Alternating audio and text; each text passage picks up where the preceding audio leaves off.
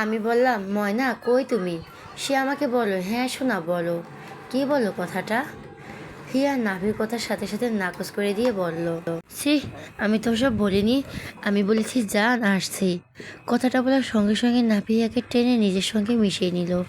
কোমল গলায় বলল, হ্যাঁ ওটাই। হিয়া নিজে জিভ কামড়ে দিল। এতে বোকা কেন সে? আসল কথাটা বলে দিল।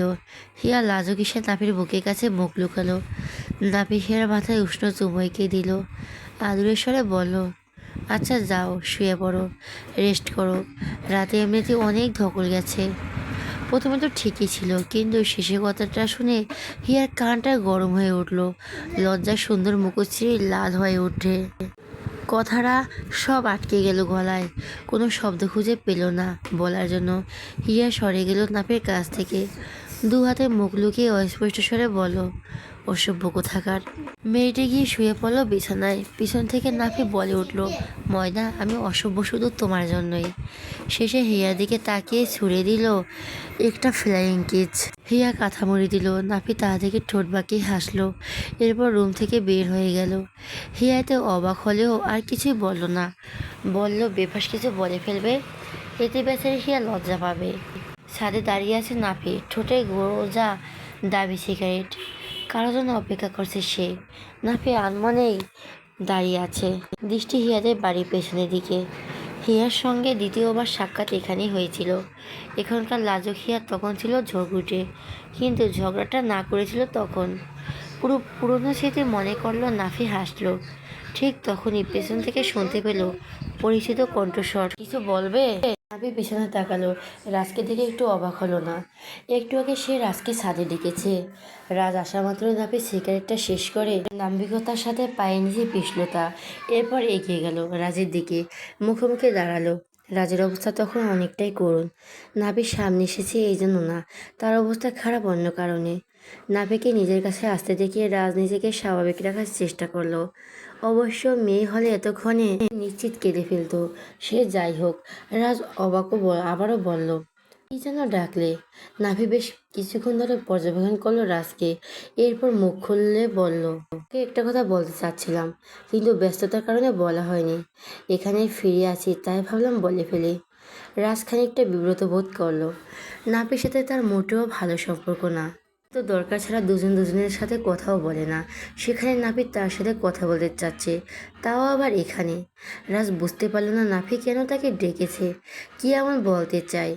রাজ ধীর কণ্ঠে বলল, হ্যাঁ বলো।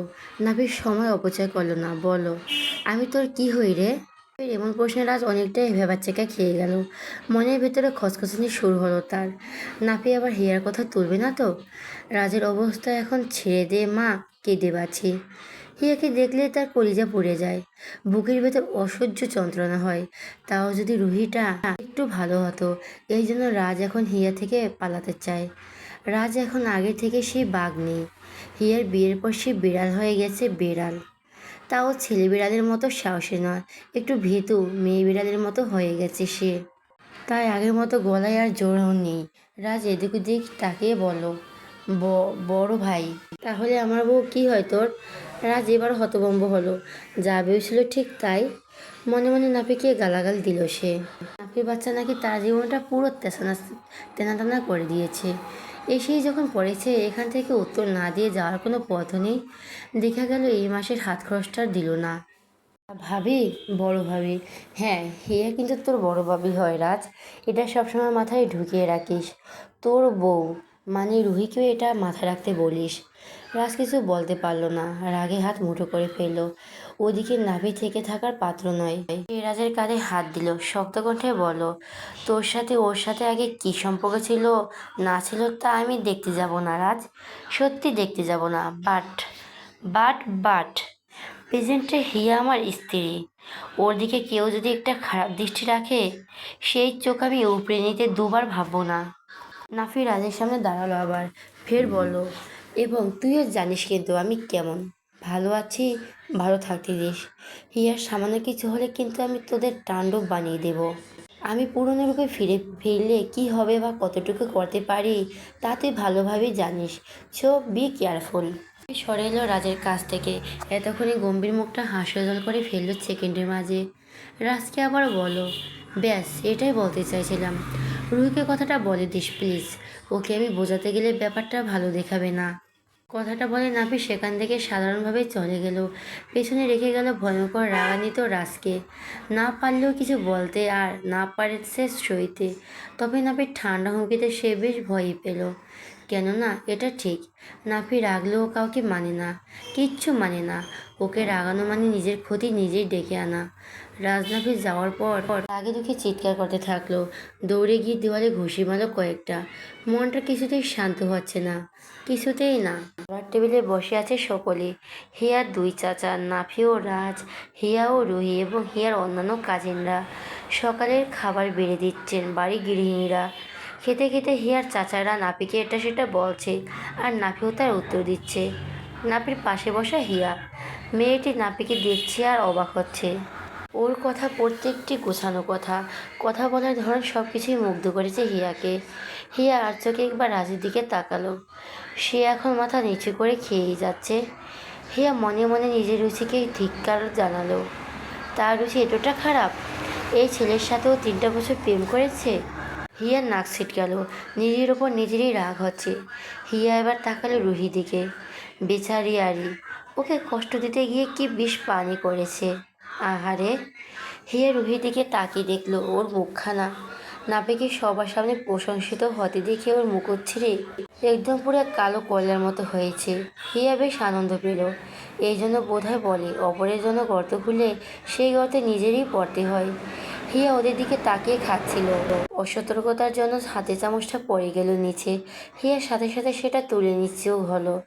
নাপির দৃষ্টি তখন হিয়া চাচাদের দিকে, অথচ হাতটা দিয়ে রাখলো টেবিলের কোনায়, যাতে হিয়া কোথাও ব্যথা না পায়। রুহি দেখলো তা, রাগে আর বসতেই পারল না সে। প্লেটে খাবার রেখে উঠে গেল। সেদিকে খেয়াল না করলেও নাফির কাজটা হিয়ার বড় চাচা দৃষ্টি এড়ালো না। সে মনে মনে ভীষণ খুশি হলো, গর্বের সাথে হাসলো, আবারও কথা বলায় মন দিল। হিয়া উঠে দেখলো রুহি নেই টেবিলে, তাতেও মন দিল না, খাওয়া শুরু করলো আবার। নাসিমা সকালে খাবার তৈরি করেছিলেন। রাজ ও নাফির বিয়ের কারণে বেশ কয়েকদিন ধরে কলেজে অনিয়মিত ছিলেন তিনি। হিয়া এইবারই বউ হয়ে এসেছে আজ 1 মাস 3 দিন। এখন সব স্বাভাবিক, তাই ইদানিং নাসিমা কলেজে যাচ্ছে নিয়মিত। যেহেতু দুই বই নতুন সংসার তো আর বউদের ঘাড়ে চাপিয়ে দিতে পারেন না তিনি। তাই তিনি আগের মতো করে সকালে নাস্তা বানাচ্ছেন। নাস্তা রেডি করে ছেলেদের দেখে তারপর তিনি কলেজে যাবেন। তখন ভোর 5টা বাজে। নাইমা নিচ থেকে রুটি বানাচ্ছেন আর গুনগুন করে দোয়া দুরুদ পড়ছেন। এমন সময় পেছন থেকে কারো শীতল কণ্ঠের ডাক শুনে অবাক হন তিনি।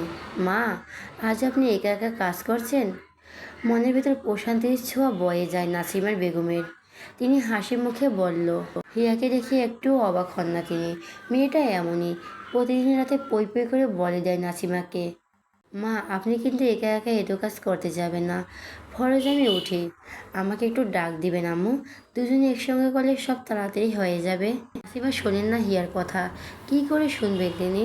ওদের নতুন বিয়ে হয়েছে, বড় বউয়ের কথা গল্প করতে করতেই তো রাত শেষে হয়ে যায়, ভোরে উঠতে কষ্ট হবে না?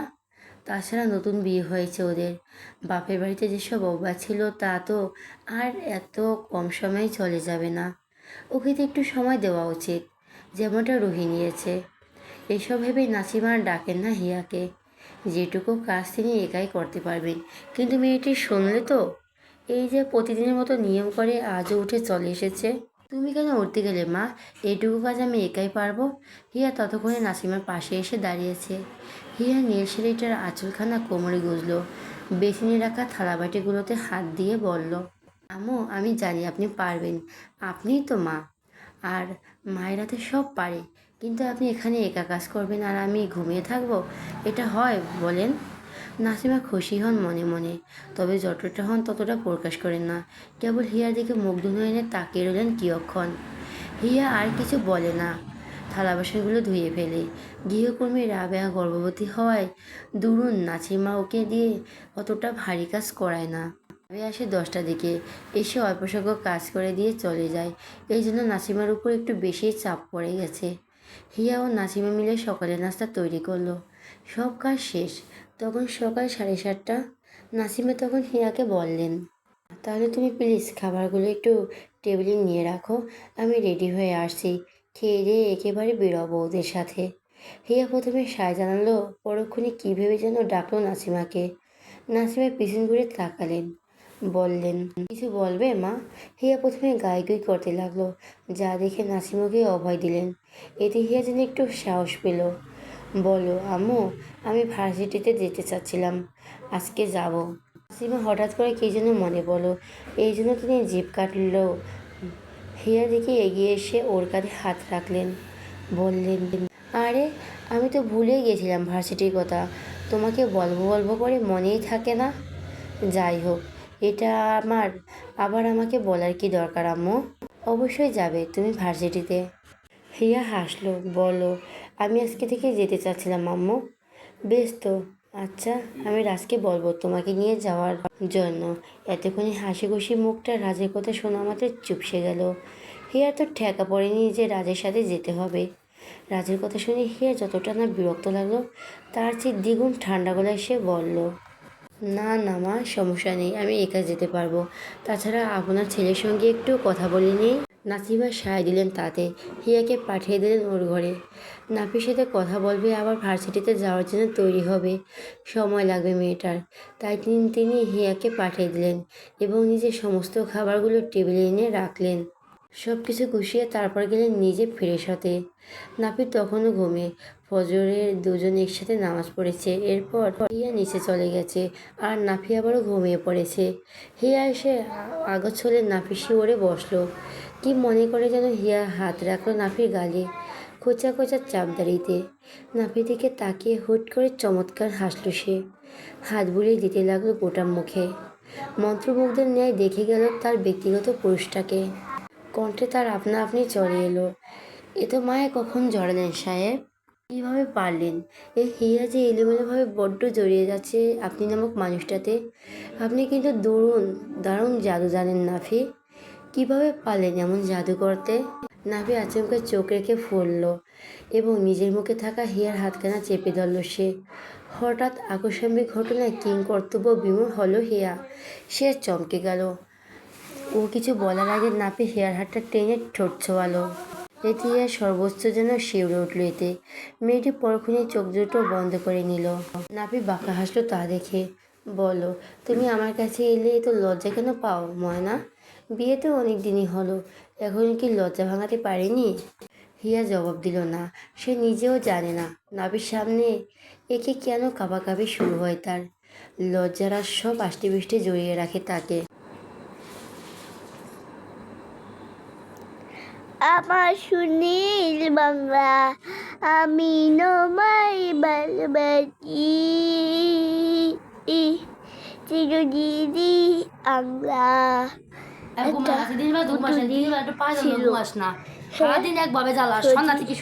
হয়েছে সে প্রতিদিন বেলা পড়তো। ঠিক তখনই শুনতে পেল নাফে আরেকটি কথা, এমন হলে তো জনগণ আমার পুরুষত্ব নিয়ে প্রশ্ন তুলবে। কেমন পুরুষ আমি যে নিজের বইয়ের লজ্জায় এখনো ভাঙাতে পারলাম না। এরপর নাফি কিছু একটা ভেবে চোখ মুখ শক্ত করে ফেলল। হিয়া তখন অন্যদিকে তাকিয়ে নাফি হিয়াকে বলল, ময়না একটু শোনো তো। কথা বলার ধরন শুনে হিয়া তাকালো ওর দিকে। নাফি তখন ইশারায় বোঝালো সে কানে কানে বলবে। এই জন্য হিয়া নিচু হয়ে নিজের কানটা নাফির মুখের সামনে নিল।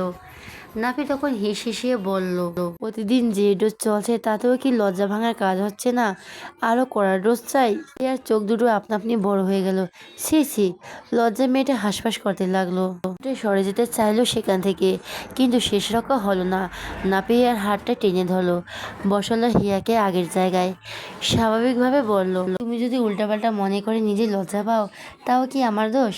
আমি কিসের ডোজের কথা বললাম? এই যে নিয়ম করে তোমাকে ভালোবেসে যে চুমু খাই প্রতিদিন, সেটা কি একটা ডোজের মতো কাজ করার কথা না? এই কয়েকদিনে কয়েক লক্ষ বার চুমু খেলাম, অথচ তোমাকে প্রত্যেকবার চুমু খেতে গেলেই তুমি নতুন করে লজ্জা পাও। তাই বললাম যে কড়া ডোজ চাই, মানে ধরো এখন থেকে চুমোর সাথে সাথে থামিয়ে দিল নাফিকে। বিয়ের পর থেকে বেচারি সাদা মনে সারাদিন কালা কালা ভাবনা চিন্তায় ঘুরে বেড়ায়। এ তোর কি দোষ? মুরব্বীরা বলে এটা নাকি বিয়ের দোষ। নাফি যা মিন করে বলুক না কেন, তার কালা মনে তো একটা জিনিসই দেখিয়ে দেয়। এই সমস্যার জন্য হিয়া বেচারি কখন জানি পাগল হয়ে যাবে।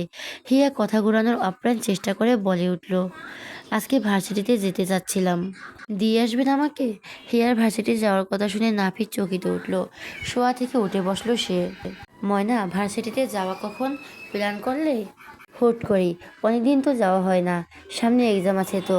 বললাম ভার্সিটি চেঞ্জ করে দিই, যদি ওরা না মানে আমি নিজেই কর্তৃপক্ষের সাথে কথা বলবো। কিন্তু তুমি তো রাজি হলে না, তোমাকে তো ওখানে একাকী যেতে দিতে মন চায় না পাখি। হিয়া নাফিকে আশ্বস্ত করে বলো, চিন্তা করবেন না, আমার কিছুই হবে না। আপনি থাকতে কার সাহস আছে আমাকে কিছু করার? হিয়া সরল কথাতে নাফি খুশি হলে নিশ্চিন্ত হতে পারে না। সে কিভাবে নিজেকে প্রোটেক্ট করবে কে জানে। হিয়া সুযোগ পেয়ে এবারে উঠে চলে গেল। গোসল টোসল করে তারপর যেখানে যাওয়ার যাব। আলমারি থেকে সুন্দর একটা থ্রি পিস বের করে লো ময়েটা। এরপর অসময়ে ঢুকবে এমন সময় নাফি বাদ সাধলো, এই ময়না কই যাও? গোসল করব, ভার্সিটি থেকে কখন আসবো না আসবো বলা যায় না তো, তাই গোসলটা করেই যাব। নাফি বসা থেকে একলাফে নিচে নামলো। হিয়ার মুখোমুখি এসে দাঁড়ালো। শিশিয়ে বলল, না গোসল করলে এখন আবার করবে? হিয়া ভেবেছিল নাফি বোধহয় কোনো জরুরি কথা বলবে, এই জন্য সে দাঁড়িয়েছিল। নাফির এই কথাটা শুনে সে চলে যেতে নিল। মুখে শুধু বলল, সবসময় উল্টোপাল্টা কথা, মেয়েটি যেতে চাইলেও যেতে পারে না। নাফি ফের আটকালো ওকে, এইবার আর কোনো কথা বলবে না লোকটা। হিয়াকে একটানে নিজের সাথে মিশিয়ে নিল। হিয়া কোনো কিছু বুঝিয়ে ওঠার আগেই নাকি আক্রমণ চালালো হিয়ার অদর জোড়াতে। হিয়ার হাত থেকে কাপড় চোপড়গুলো পড়ে গেল আপনা আপনি। হাত দুটো চলে গেল নাফি পেটের কাছে, খুব জোরে খামচে দিল পিঠের কাজটা। তন্মধ্যে নাফি একটা বাক্যই শুধু আওড়ালো, ওকে ফাইন, আমিও গোসল করবো পাখি, চলো তাহলে। লজ্জা ভাঙানোর খাবার ডোজটা দিয়েই ফেলি। হিয়া নাফি দুজনে একসঙ্গে নিচে নামলো। ততক্ষণে রাজ ও রুহি উঠে পড়েছে। ওরা অলরেডি খাওয়া শুরু করেছে। ওরা দুজনে অমনি ফিফিয়ার ধারে ধারে না, দুজনে কেউ। রুহি এই এক মাসে অসংখ্যবার চেষ্টা করেছে হিয়াকে কষ্ট দেওয়ার, কিন্তু প্রত্যেকবারই কোনো না কোনোভাবে ব্যর্থ হয়েছে সে। যতবারই সে ব্যর্থ হচ্ছে ততবারই রাজের সাথে ঝগড়া করেছে। মূলত হিয়াকে দেখতে পারছে না। দুজনে একই বাড়িতে থাকলে ওদের সারাদিন দেখা হয় না বলা যায়। রাজার শরীর কমে গেছে অনেক, চিন্তায় ঝুঁকে বেচারা ঝুঁকে ঝুঁকে মরছে। এই কয়েকদিনের মাথায় রাজকে দেখার গাজ্জাখোরের মতো চোয়াল টোয়াল ভেঙে একটা নেশাকার অবস্থা। যদিও সে আড়ালে আবডালে হিয়ার থেকে প্রতিশোধ নিতে চায়। হিয়ার শোক তারও সহ্য হয় না। হয়তো সে হিয়াকে আবারও নিজের করবে, না হলে একদম রাস্তা থেকে সরিয়ে ফেলবে। তবে সে এইবারে আর কারো কথা শুনবে না, নিজের বুদ্ধিতে ফকির হওয়া ভালো। রাজ এই মনে করে অল্প স্বল্প এগোচ্ছে, কিন্তু রুহি সেটা মানছে না। সে হিয়াকে যে কোনো মূল্যে হারাতে চায়। তো হিয়া যখন নিজেদের চেয়ারে বসলো, নাসিমা বেগম বলে উঠলেন, বড় ছেলে হিয়া মামুনি নাকি আজ ভার্সিটিতে যাবে, তুই একটু নামিয়ে দিয়ে আয় ওকে। ভার্সিটিতে যাওয়ার খবর শুনে রাজ ও রুহি দুজনই অবাক হলো। এতক্ষণ ওরা মুখ তুললো, তাকালো, দুজন দুজনের দিকে মুখ চাওয়াচাওয়ি করে নিল। হিয়াকে হেনস্থা করার একটা দারুণ ফন্দি ততক্ষণে এঁটে ফেলেছে রুহি। সময় গড়িয়েছে অনেকটা। রাজ, রুহি এবং হিয়া তিনজনই পৌঁছালো ভার্সিটিতে, তবে আলাদা আলাদাভাবে। হিয়াকে নাফি এসে নামিয়ে দিয়ে গেছে, ওদিকে রাজ ও রুহি এসেছে একসাথে। হিয়া ভার্সিটিতে ঢুকে প্রথমে নাইমের সঙ্গে দেখা করলো। বহুদিন নাইমের সাথে কথা হয়নি হিয়ার। সেই যে বিয়ের পরে একদিন পার্কে দেখা করতে বলেছিল, তারপর আর একদিনই হয়েছে ওদের। নাইমের পরে মেসেজ দিয়ে কথা বলেছে। সেদিন নাকি গ্রামে যে কে মারা গেছিল তার পরিবার সহ সেখানে যেতে হয়েছিল নাইমকে। আর মৃতের ঝামেলায় হিয়ার মেসেজও সে সেদিন দেখতে পায়নি। তারপর আর তাদের কথা হয়নি, আর না তো দেখা। হিয়া ও নাইম গল্প করতে করতে ক্লাসে ঢুকলো। সেখানে আগে থেকে উপস্থিত ছিল মার্জিয়া ও নাফিস। হিয়া ওদেরকে ইগনোর করলো। ক্লাসের মাঝামাঝি একটা বেঞ্চে গিয়ে বসে পড়লো দুজন। নাইমও যথাসম্ভব ওদেরকে ইগনোর করলো, কেননা তাদের চারজনের বন্ধুত্ব একসাথেই।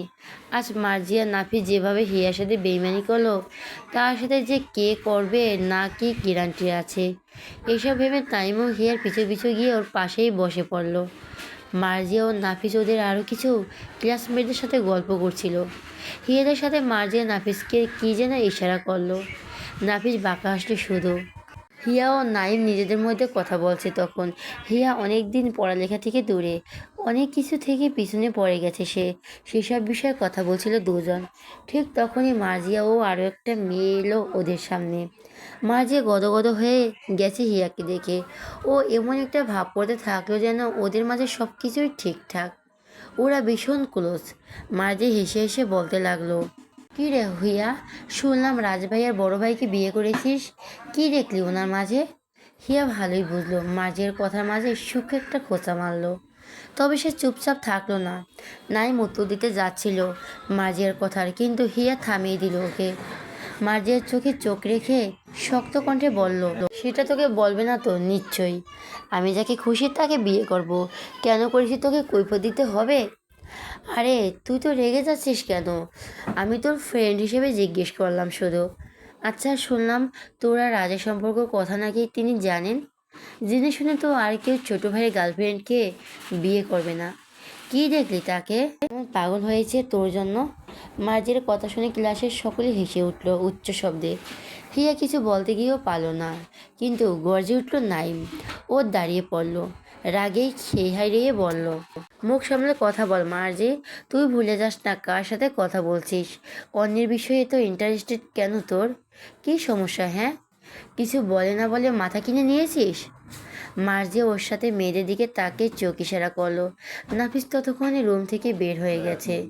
মার্জিয়া বলল, আরে অন্যের বিষয় কেন হবে, হিয়া তো আমার ফ্রেন্ড, একদম জানি জিন্দার দোস্ত। দোস্তরা কখনো পর হয় বলতো? হিয়া বলে উঠল, আমি তোকে ফ্রেন্ড ভাবি না মার্জি, তুই আমার কিছুই হোস না, কিছুই না। আমার জাস্ট অপরিচিত, আর আমার বিষয়ে অপরিচিত কেউ নাক গলাক তা আমি একটু ভালো চোখে দেখব না। হিয়ার কথা শেষ হওয়ার মাত্রই দরজার কাছ থেকে রুহির গলা শোনা গেল, ও না হয় পর, কিন্তু আমি তো তোর পর নই হিয়া, তাই না? কেন গেলি আমার শ্বশুরবাড়িতে? আমি তো জানতাম না রাজ তোর বয়ফ্রেন্ড ছিল, কিন্তু তুই জেনে বুঝে এমন কেন করলি? তুই জানিস এই জন্য আমার সংসারে কেমন অশান্তি হচ্ছে?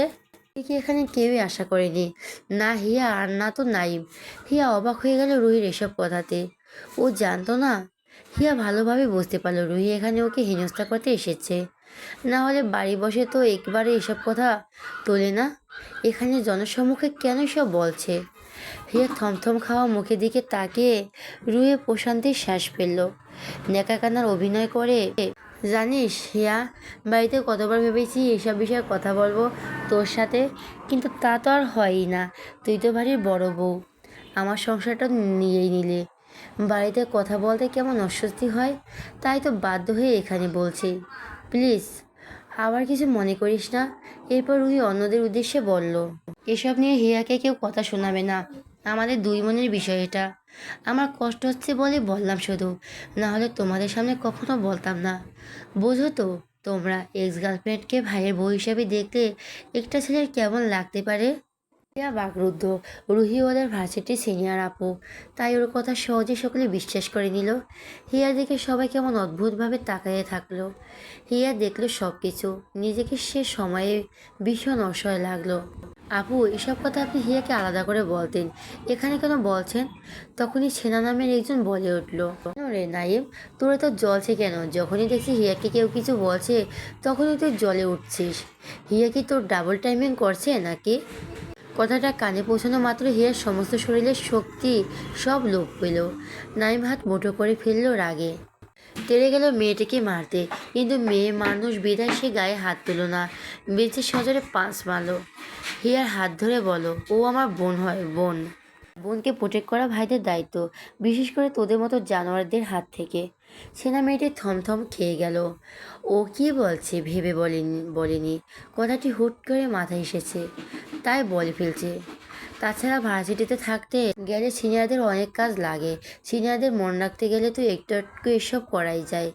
সেনা মার্জিয়াকে খোঁচা মারলো তার পক্ষে কিছু বলার জন্য, তবে মার্জিয়া তো বলল না। নাইমের রাগে মুখোভাইয়ের দিকে তাকাতেই তো তার কাজ হয়ে যাচ্ছে। ওদের চুপ থাকতে দেখে নাইম ফের আওড়ালো, কি চুপ আছিস কেন, বল কিছু। তোরা মানুষরূপে এক একটা জানোয়ার, মেয়েরা হয়ে মায়াবী, অথচ তোরা এক একটা কাল নাগিনী। হিয়া তো তোদেরই ফ্রেন্ড। এই সম্বন্ধে এমন একটা কথা বলার আগে একবারও তোরা ভাবলি না? হিয়া তখন মাথা নিচু করে দাঁড়িয়ে আছে। রুহি এসবগুলো বেশ ভালোই উপভোগ করছিল, কিন্তু নিজেকে তো ভালোই দেখাতে হবে, তাই রুহির সামনে এলো। হিয়ার নতদৃষ্টির দিকে তাকালো সে। সে যা চেয়েছিল সেটাই হয়েছে, 3 ভাগের 1 ভাগ হয়েছে। সে পেরেছে হিয়াকে সবার সামনে ছোট করতে। রুহি বলে উঠল, সরি গো, আমি বুঝতেই পারিনি আমার জন্য তোমাদের ফ্রেন্ডের মাঝে ঝামেলা হবে। যদি বুঝতাম তাহলে কখনই এখানে এসব বলতাম না। একটু থেমে সে ফের বলল, কি করব বলো, আমার সংসার তো খুব অশান্তি। ব্যাপারটা আমার বাড়ির, বলতে চাইলাম না এখানে, কিন্তু না বলে পারলাম না। তাছাড়া হিয়া ও রাজের সম্পর্কের কথা তোমরা জানতে, তাই বললাম। আর যে এবার সাহস করে বলে উঠল, রুহি আপু তো ঠিকই বলেছে, আমরা সবাই জানি হিয়া ও রাজ ভাইয়ের রিলেশনের কথা। তারপর ফ্যামিলির চাপে পড়ে ভাইয়ের বিয়ে করতে হলো, এবং কিছুদিনের মধ্যেই আবার হিয়া নাফি ভাইকে বিয়ে করে নিল। ব্যাপারটা রহস্যজনক না? নাফি এলো সামনে। আমার তো মনে হয় রাজের সাথে সম্পর্ক থাকাকালীন হিয়া নাফি ভাইয়ের সাথে সম্পর্কে জড়িয়েছিল। তারপর নাফি ভাই রাজভাইকে বাধ্য করতে চায় বিয়ে করতে। আফসোসের স্বরে নাফিস আবারও বলল, আমাদের হিয়া এমন তো আমরা তো ভাবতেও পারিনি। ফ্রেন্ড যদি এমন বারো ভাতারে হয় তাহলে তো আমাদের বলতেই হয়, তাই না? নাইমার চুপ থাকলো না। এতক্ষণে রাগটা উগড়ে দিল নাফিজের উপর। সর্বশক্তিকে ঘুষি মেরে দিল নাফিজের নাকের উপর। মুহূর্তের মধ্যে ফেনকি দিয়ে রক্ত বের হলো সেখান থেকে। নাইম আরও 3-4টে মেরে তবেই থামলো। হঠাৎ এহেন কাজে হতবিলম্ব সবাই।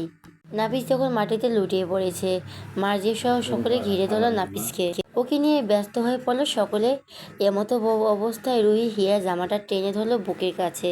দেখেছিস, তোর জন্য আজ একজন রক্তাক্ত হলো। ছোটবেলায় বাপকে খেয়েছিস, আমার সমস্ত প্রাপ্য কেড়ে নিয়েছিস, আমার প্রাপ্য ভালোবাসায় ভাগ বসিয়েছিস। হিয়া, তুই আর কি কেড়ে নিতে চাস? কি নিলে তুই ক্ষান্ত হবি? হিয়া সব মেনে নিয়েছিল, কিন্তু নিজের বাবার কথা শুনে হিয়া আর ইচ্ছে থাকতে পারল না। ঠাটি এক চর মারল রুহির মুখের উপর। খেকি উঠে বলল, মুখ সামলে কথা বলো তুমি। যা যা বলতে সব শুনেছি, কিন্তু খবরদার আমার বাবাকে নিয়ে কথা বলবে না। আর কি বলবে তোমরা? রাজকে ফ্যামিলি জোর করে বিয়ে দিয়েছে। শুনে রাখো, রাজ আমাকে ঠকিয়ে একে বিয়ে করেছে, আর নাফি, ও আমার বিয়ে হয়েছে ফ্যামিলির সিদ্ধান্তে। তাছাড়া এই রাজকে সাহায্য করেছে এই নাফিজ আর মার্জি। তোরা আমাকে দোষারোপ করিস, আইনে নিজেদেরকে দেখিস না? কিভাবে দেখিস? অনুশোচনা হয় না? এভাবে মিথ্যের উপর মিথ্যে বলতে বলতে পাহাড় বানিয়েছিস? ভয় হয় না? সবাই ততক্ষণে ততষ্ট হয়ে দাঁড়িয়েছে। মার্জিয়া রুহির আগে ফোঁসফোঁস করতে লাগলো। হিয়া তখন বেরিয়েছে বেঞ্চ থেকে। হিয়া প্রথমে মার্জিয়ার মুখোমুখি দাঁড়ালো। ওকে কিছু বুঝতে না দিয়ে মারল ঠাস করে আরেকটা বলে উঠল, তোর এই মুখ যেন আর না দেখি মুখ পুরি। আমার জীবনে বিশ্বাসঘাতকদের কোনো জায়গা নেই। নাফিজের মুখ মেরে দিল এক খাবলা থুথু। এসবের যোগ্য তোরা আমার ফ্রেন্ড হয়েছিলি না, আর থাকবেও না। হিয়া নাইমের দিকে ফিরে বলল, যাবি তুই? চলে গেল হিয়ার পিছনে। ওরা দুজন বের হয়ে গেল ক্লাসরুম থেকে। দুজনে কেউ কারোর সাথে কথা বললো না আর। নাইমের একটা ইম্পর্ট্যান্ট কল এলো এক্ষুনি। ও হিয়াকে বিদায় জানালো। নাইমকে ভার্সিটির অন্য গেট দিয়ে বেরিয়ে গেল। এতটাই গুরুত্বপূর্ণ কল যে হিয়াকে এগিয়ে দেওয়ার সময়টুকুও পেল না। হিয়া তখন মাঠ পর্যন্ত পৌঁছেছে। তখনই সে দেখতে পেল রাজের দলবলকে। যদিও ওরা একটু দূরেই দাঁড়ানো, তবে হিয়ার সামনে এলো জিহাদ। হিয়ার পথ আটকালো সে। বড় ভাবি, আপনাকে ডাকছে রাজ। হিয়া স্পষ্ট বুঝলো জিহাদের কথাই ছিল তাচ্ছিল্য ও খোঁচা। এমনিতে হিয়ার মাথা ছিল গরম, তাই জিহাদেও মারল এক চড়। তোর কোন জন্মের ভাবি লাগে আমি? আর রাজকে কেন যাব আমি রাজের কাছে? ফিরে যদি আমার পথ আটকানোর চেষ্টা করিস না, আমি ডিরেক্টলি মামলা করব তোদের নামে। হিয়ার এমন রণচণ্ডীর আচরণে রাজরা বসা থেকে দাঁড়িয়ে গেল। জিহাদ নিজে কিংকর্ত বিমূঢ়। আর 1 সেকেন্ডও দাঁড়ালো না এখানে। হেঁটে বেরিয়ে গেল ভার্সিটি ছেড়ে। রাত 8টা। নাভি সবে বাড়ি এসেছে। ড্রয়িং রুমে এসে দেখতে পেল নাসিমের মুখ ভার করে বসে আছে। এ তো বিচলিত হলো সে। নাফি গিয়ে বসলো মায়ের পাশে। আদুরে স্বরে বলে উঠল, আম্মু, মন খারাপ তোমার? নাফিকে দেখে যেন স্বস্তির নিঃশ্বাস পেলেন নাসিমা। তিনি চিহ্নিত স্বরে বললেন, হিয়া মামুনির কী হলো জানি? আমি কলেজ থেকে ফিরে দেখছি রুমে আছে। দেখলাম মন খারাপ। রাবেয়া বলে দুপুরে খায়নি। মেয়েটার কী হলো কে জানে? নাসিমার কথা শুনে নাফি অবাক হলো। তার কপালে ভাঁজ পড়ল 4টা। হিয়ার মন খারাপ? তবে নাফি পটুভাবে মাকে আশ্বস্ত করলো। বলল, তুমি চিন্তা করো না আম্মু, আমি দেখছি কি হয়েছে।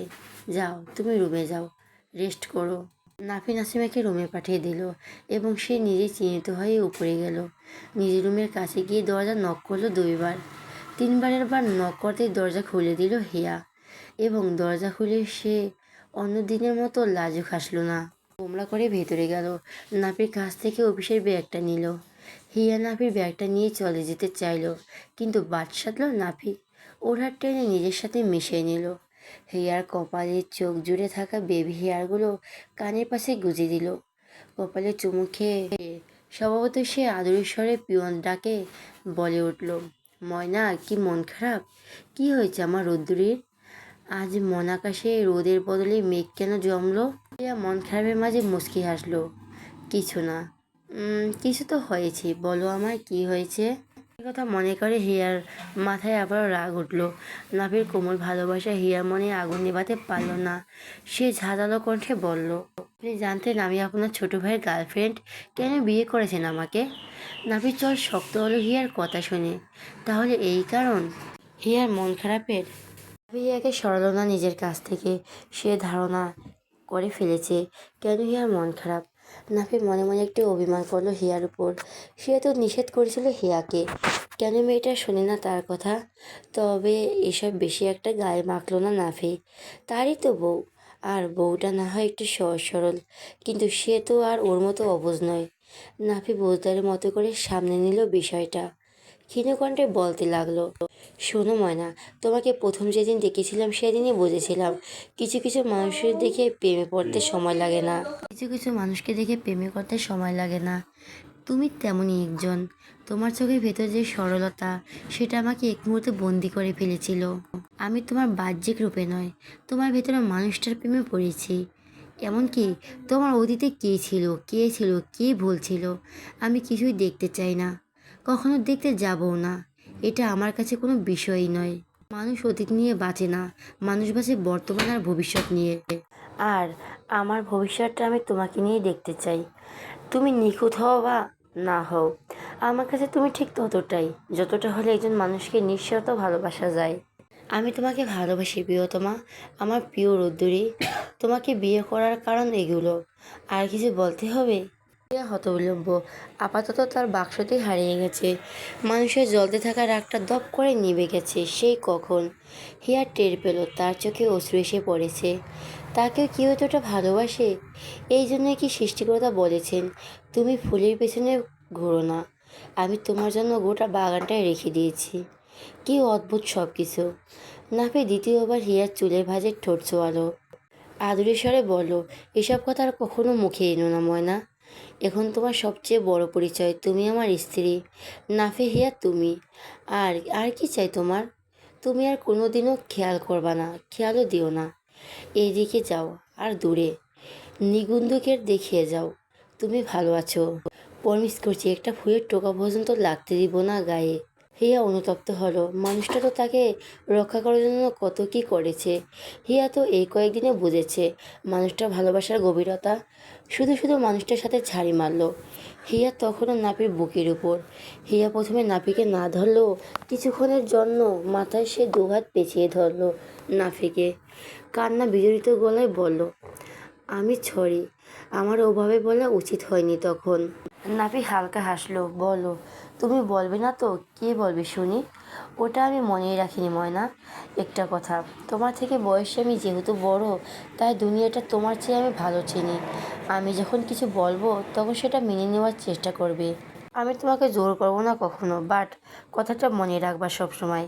হিয়া লজ্জিত বোধ করলো। নাভি বলেছিল ভার্সিটি বদলে দেবে, কিন্তু সে নিজেই তো শুনল না। হিয়া হাত সরিয়ে আনলো। নাফির বুকের কাছে শার্টটা দুহাতে খামচে ধরার মতো ধরলো। মেয়েটা হতাশে তখন কাঁদলো। কাজ, নাকের পানি চোখের পানি সবটা মুছলো নাফির শার্টে।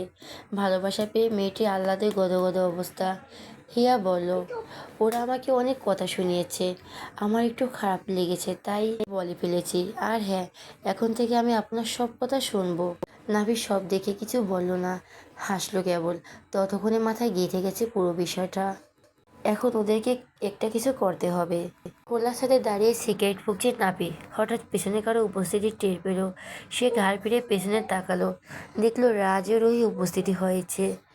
রাজ আছে ডোন্ট কেয়ার ভাব নিয়ে, আর রুহির অবস্থা কিছুটা থমথম। নাফি একটু এগিয়ে ডেকে এসেছে ওদের দুজনকে। হিয়ার সামনে নিজের ভাইকে সে শাসন করতে চায় না, আর ছোট করতে চায় না। আর এসব কথা নাসিমার কান পর্যন্ত ও যেতে দিতে চাচ্ছে না নাফি। এই জন্য আলাদা করে ওদেরকে ডাকলো সে। তাছাড়া মানুষ সবসময় একরকম থাকে না, আজ খারাপ আছে কালকে ভালো হবে। তখনও হিয়ার আজকে খারাপ চোখে দেখুক তা নাফি চায় না। আর রুহির ব্যাপারটা রাজি দেখবে, আগে কে ভালো বানাতে হবে। কথায় আছে ঘর সামনে পরের কথা বলতে হয়। ওদেরকে দেখে নাফির রাগ হলো ভীষণ। তার বউটাকে কাঁদিয়ে কি সুন্দর চিল করছে দুজন। এতক্ষণ যেসব ইতিবাচক চিন্তাভাবনা মাথায় ছিল সেসব হাওয়া হয়ে গেল নিমেষেই। নাফির মন চাইলো এখনই দুটোকে থাপড়াতে। রুহি তখন নরম স্বরে বলল, ভাইয়া ডাকছিলেন? নাফি হাতে সিগারেট ফেলে দিল, এগিয়ে এলো ওদের দুজনের সম্মুখে, চোয়াল শক্ত করলো, চোখ গরম করে তাকালো ওদের দিকে। ভার্সিটিতে কি হয়েছে আজকে? নাফি রুক্ষ কণ্ঠে বলা কথাটি শুনে উঠল রুহি। রাজু খানিকটা ঘাবড়ালো। এই পাগল খেপে গেলে যে ছোটোখাটো একটা কিয়ামত বেঁধে যায়, তা তো আর রাজের অজানা নয়। ভার্সিটিতে কি হয়েছিল তা সে শুনেছে রুহির কাছ থেকে, আর নাফিকে যে হিয়া সব বলে দিয়েছে এটাও শিওর। রুহি নাফির তেজ দেখে ভয়ে সরে গেল নাফির সামনে থেকে। ও ছোট ভাইয়ের বউ বিদায় নাফি ভদ্রতা বজায় রাখলো, ওকে যেতে দিল সে। রুহি গিয়ে দাঁড়ালো রাজের পেছনে। নাফি তখন কি যেন একটা ভাবলো এবং রাজকে উদ্দেশ্য করে বলে উঠল, রুহির ঘরে যেতে বল। নাফির কথা শেষ হতে না হতেই রুহি প্রস্থান করলো দ্রুত। ওখানে থাকলে আত্মাটা যেন কোনো সময় বেরিয়ে যাবে ভাবা যায়। রুহি চলে যাওয়ার পরে রাজ আমতা আমতা করে বলল, আসলে আমি তো ছিলাম না ওখানে, তাই কি হয়েছে আমি জানি না। নাফি রুখে এলো রাজের দিকে, রাজের কলার চেপে ধরে বলল, মিথ্যে বলবি না, আমি তোকে ওয়ার্নিং করেছিলাম। হিয়া আমার স্ত্রী, ওর দিকে কেউ চোখ তুলে তাকালে আমি সেই চোখ উগড়ে নিতে দুবার ভাববো না, আমি তাণ্ডব বাঁধিয়ে ফেলবো। সেখানে ওকে কাঁদিয়েছিস তোরা। নাভিরাজের দুই কলারই চেপে ধরলো, চোখ পাকিয়ে শক্ত কণ্ঠে বলল, ভাবিস না তুই আমার ভাই বলে ছেড়ে দেব তোকে। হিয়া আমার স্ত্রী, ওকে রক্ষা করার দায়িত্ব আমার। এবং তুই ভালোভাবে জানিস আমি আমার দায়িত্ব পালনে কখনো ছাড় দিই না। হিয়ার ব্যাপারে তো আরও না। রাজ কোনো মতে বলে উঠল, আমি রুহিকে বুঝিয়ে বলবো, আর এমন হবে না। নাফি ওকে ধাক্কা মেরে সরিয়ে দিল, শার্টের হাতা গুটিয়ে নিল 1 সেকেন্ডে। রাজ কিছু বুঝে ওঠার আগেই নাফি ওর নাক বরাবর মারল এক ঘুষি। রাজ ছিটকে দূরে সরে গেল, নাক থেকে ফিকনি দিয়ে রক্ত পড়তে লাগলো। রাজ অনেকটা ব্যথায় কুঁকড়ে উঠেছে। নাফি অবশ্য সেসব দেখলো না। ও হাঁটে হেঁটে পা পা করে এগিয়ে গেল রাজের সামনে। রাজ তখন ফ্লোরে পড়ে আছে। নাফি রাজের কাছে গিয়ে বসলো। রাত তবুও কেমন ভয়ানক ভাব নিয়ে বলে উঠল, এটা তো দ্বিতীয় সুযোগ, মাথায় রাখিস। তৃতীয়বার যদি এই ঘটনার পুনরাবৃত্তি হয় তাহলে কিন্তু কথা বলার জন্য জিভটা থাকবে না আর লগে। নাফি আর কিছু না বলে গট গট করে চলে গেল সেখান থেকে। নাফি যাওয়ার পরপরই রুহি হন্তদন্ত হয়ে ছুটে এলো কোথা থেকে যেন, হয়তো কোথাও ঘাপটি মেরে শুয়েছিল নাফির কথা। রুহি এসে রাজকে ওঠালো, তাচ্ছিল্যে এসে বলল, আহারে, ভাইয়ের সামনে সে হিসু করে দেয়, আবার প্রতিশোধ নেবে। ছ্যাঃ ছ্যাঃ। রুহি অন্যার কোনা দিয়ে রাজের নাকের রক্তটা মুছে দিল, আবারও বলল, তোমাকে না বিয়ে করে তোমার ভাইকে বিয়ে করা উচিত ছিল। ছি, তুমি যে আমার হাজবেন্ড এটা ভাবতেও আমার লজ্জা লাগছে। রাজ কিছু বলতে পারলো না রুহির কথা জবাবে, তবে সে কষ্ট পেয়েছে এটা ঠিক। প্রতিদিনের ন্যায় আজও সকালে খেতে বসেছে। রাজু রুহির অত্যাধিক মন খারাপ, তবে নাফি আর হিয়া চিল করছে। হিয়া বেশি না হলেও নাফি এটা সেটা ওর প্লেটে উঠিয়ে দিচ্ছে, কখনো মাছের কাঁটা বেছে দিচ্ছে। এইসব দেখে ওদের দুজনের রাগ হলেও কিছুই বলতে পারছে না। ওদের খাওয়া তখন অনেকটাই হয়ে গেছে। এমন সময় রাজ নাসিমাকে বলে উঠল, আম্মা, আমার পকেট মানিটা আজকে দেওয়ার কথা না। নাসিমা অবাক হলেন, সে কি কখনো রাজকে পকেট মানি দেয় নাকি? নাফি চাকরির পর থেকে তো নাফিই দেয়। নাসিমা বললেন, আমার কাছে কেন চাইছিস? আমি কি তোকে পকেট মানি দেই নাকি? ভাইয়ের কাছে বল। অপমান বোধ করলো, হাতে 4 আনা পয়সাও নেই, তাই তো এখন চাইতে এসেছে। না হলে কাল যা হলো তাতে সে জীবনে এসব বলতো না। রুহির আগের তবে ফুসফুস করতে থাকলো, এই ভোমরটাকে বিয়ে কেন করলো সে? ভাই। নাফি যখন দেখলো রাজ কিছুই বলছে না তখন নাফি নিজেই বলে উঠল, তখন নাফি নিজেই বলে উঠল, আমি এখন ব্যস্ত আছি, তোর ভাবির কাছেই রেখে যাব, আস্তে ধীরে নিয়ে নিস। কথাটা শেষ হওয়ার সাথে সাথে দুইজনের বিস্ফোরিত চোখ তাকিয়ে পড়লো হিয়ার দিকে। এ কি বোধহয় বললে জ্বালার উপর খাড়ার ঘা। আমি তো এমন হিয়াকে চিনি না যে হিয়া অন্যায়কারীকে দেখে ভয় পায়, যে হিয়া নিজেকে গুটিয়ে রাখে। আমি তো বরং ভালোবেসেছি স্ট্রং হিয়াকে। সে ঠকে গিয়েও ভেঙে পড়েনি। সেই হিয়ার চোখে চোখ রেখে সত্য বলেছে বারবার। তাহলে এখন কি হলো তার? মাঝেই আমার চিন্তা হয়, আমি কি হিয়া নামের পাখিটার ডানার আঘাত করেছি? সে আর উড়ে না কেন? আমি কি জানতে পারি কি হয়েছে তার? আয়নার সামনে দাঁড়িয়ে নিজের চুল ঠিক করছে। সে পুরো রেডি হয়ে গেছে, সাদা শার্ট এবং কালো প্যান্টের ফর্মাল গেটআপে। হিয়া খাটে বসে নাভিকে দেখছিল এবং নাভির দিকে তাকিয়ে থাকতে থাকতে কোথায় যেন হারিয়ে গিয়েছিল সে, হয়তো কোনো এক রূপকথার রাজ্যে। হঠাৎ তার ঘোর কাটে নাভির কথা বলার শব্দে। তখন মেয়েটি হকচকিয়ে উঠল এবং চকিত নজরে সামনে তাকালো। নাভি ততক্ষণে হাঁটু গেড়ে বসেছে হিয়ার সামনে। তা দেখে মেয়েটি অবাক হলো, ব্যস্ত কণ্ঠে আওড়ালো, কি কি কি করছেন? নাভি হিয়ার কথার জবাব না দিয়ে হিয়া পায়ের নুপুর জোড়া ঠিক করে পরিয়ে দিল। দুই পায়ের নুপুর এমন অবস্থায় ছিল, হিয়া যদি উঠে দাঁড়িয়ে হাঁটার চেষ্টা করতো তাহলে নিশ্চিত উষ্টা খেয়ে পড়তো। যা হিয়া নাভির কর্মকাণ্ডের পর খেয়াল করলো। হিয়া ভাষা হারিয়ে ফেললো। একটা মানুষ ঠিক কতটা খেয়াল করে দেখলে এই সামান্য বিষয়টাও নজর এড়ায় না। ঠিক কতটা খেয়াল রাখে হিয়ার, হিয়া ভাবতে পারলো না। নুপুরজোড়া ঠিক করে নাভি উঠে দাঁড়ালো। চিবুক উঁচু করে ধরলো হিয়ার। হিয়ার চোখ রাখলো নাভির মগজছিড়িতে। ঠিক তখনই নাভি বলল উপরোক্ত কথাগুলো। হিয়া বুঝলো নাভির কথার অর্থ এই যে হিয়া এখন রাজ ও রুহিকে কিছু বলে না, তাই তো? ওদের সাথে দূরত্ব বজায় রেখে চলে। আবার ওরাই ঝামেলা করলেও হিয়া কিছু বলে না, তাই তো? আমি জানি তো আপনি প্রতিবাদ করেন। আপনি থাকতে আমি কেন ওদের সাথে মুখ লাগাবো? আমি সুন্দর চেহারা দিকে তাকিয়ে মনে মনে বলল এসব, তবে মুখে বলল, এখন যে সম্পর্কটা পরিবর্তন হয়েছে, আমি চাই না আমার কোনো কার্যকলাপে আপনার অসম্মান হোক। আমি চাই না আপনার আগে গিয়ে কোনো কাজ করতে যার খেসারত আপনাকে দিতে হয়।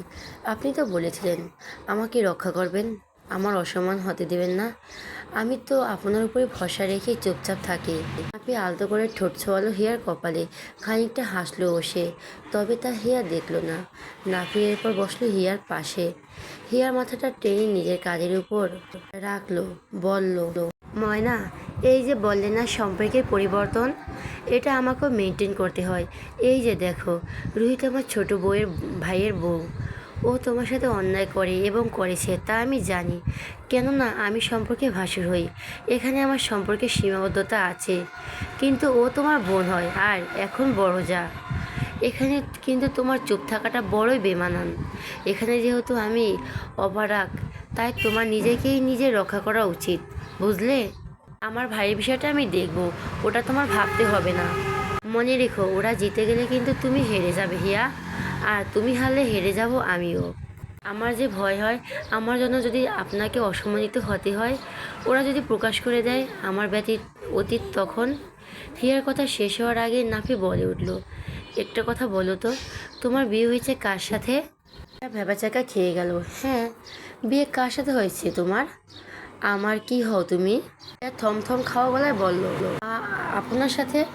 আমি তো সব মেনে নিয়েছি ময়না, এবং তোমাকে ভীষণ ভালোবাসি আমি। তাহলে কে কি বললো না বললো তুমি কেন দেখবে পাখি? ওরা যা করবে করতে দাও। আমার অসম্মান, সেটা আমার ভাই এ জন্মও করবে না। যতদিন না কোনো কাজ করেছে ততদিন তো অসম্ভব। দিন শেষে ওকে আমার কাছেই আসতে হবে। হিয়া আর কিছু বলো না, তার তো মুখ চুলকায় রুহিকে কিছু বলার জন্য। শুধুমাত্র নাফির কথা চিন্তা করে সে কিছুই বলে না। এখন যখন নাফি চাইছে সে প্রতিবাদ করুক, তাহলে আর অপেক্ষা কিসের? নাফি নিজের দামি হাত ঘড়িটার সময়টা দেখে নিল। না, আর দাঁড়ানো যাবে না, এখন যেতে হবে।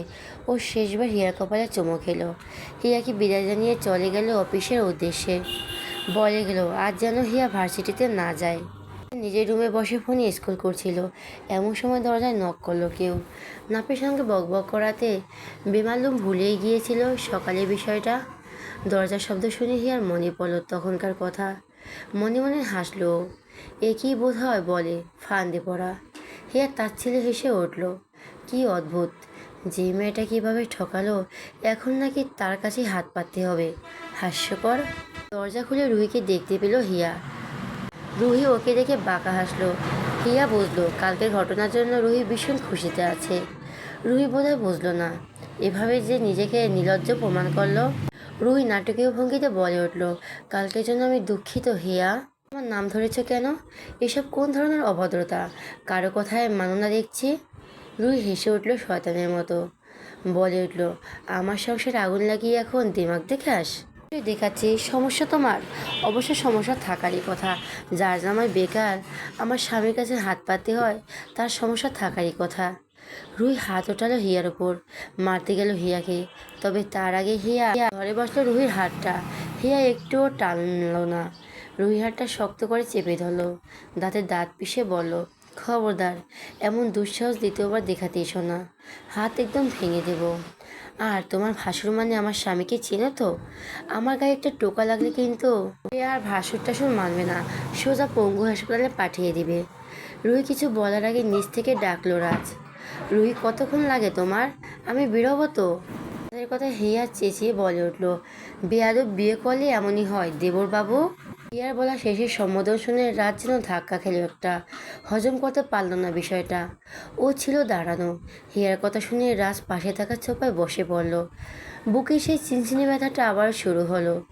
আজকাল হিয়াকে দুনিয়ার সবচেয়ে সুন্দরী রমণী মনে হয় তার। নাফির পাশে দেখলে হিংসে লাগে। এই যে কালকে এতটা মার খেলো, অথচ হিয়ার প্রতি তার ভাইয়ের এতটা ভালোবাসা দেখে সে কিছুই করতে পারলো না। না হলে তো সে ঝামেলা বাঁধাতো। কিন্তু যখনই শুনলো তার ভাই হিয়া নামক মেয়েটাকে এতটা ভালোবাসে, তখনই তো তার সমস্ত শক্তি অদৃশ্য কোনো জাদুতে চলে গেল। রাজ আর ভাবতে পারল না, সে নিচে হয়ে মাথায় হাত দিয়ে বসে রইল। আজকাল সব কিছুতে তার বিতৃষ্ণা জমে গেছে। হিয়া রুহির দিকে তাকালো একবার, ওর মতো নাটকীয় ভঙ্গিতে বলে উঠল, রুহি আপা, আই অ্যাম সো সরি। এটা কিন্তু বোন হিসাবে বলিনি। তুমি যেহেতু আমার ছোটো যা, তা একটু শাসন করলাম। Please don't mind. আস্তে আস্তে আবার বলল, অবশ্য মাইন্ড করলেও আমার কিছু যায় আসে না। হিয়ার হাতে তখনও রুহির হাত।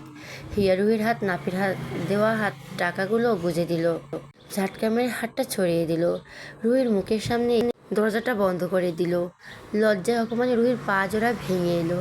একটু হলেও অনুধাবন করতে পারলো কালকে ভার্সিটিতে হিয়ার সাথে কি হয়েছে। হিয়ার ওই সময় কেমন অনুভব হচ্ছিল। কিন্তু এসব অনুভূতি রুহির বেশিক্ষণ থাকলো না। কথায় আছে, কুকুরের লেজ কখনো সোজা হয় না। রুহির ব্যাপারটাও তাই। জীবনে প্রথমবার এতটা অপমানিত হয়েছে। কাছে গিয়ে রুহি ওর মুখের উপর ছুরি মারল টাকাগুলো।